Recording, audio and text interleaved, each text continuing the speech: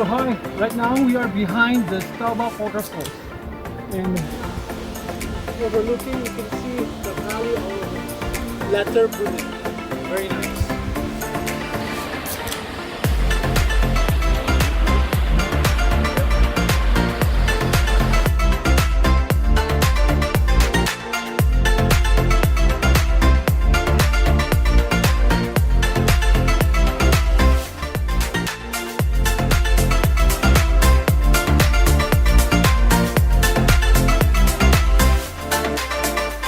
Switzerland has amazing waterfalls, a reason why you should visit Switzerland.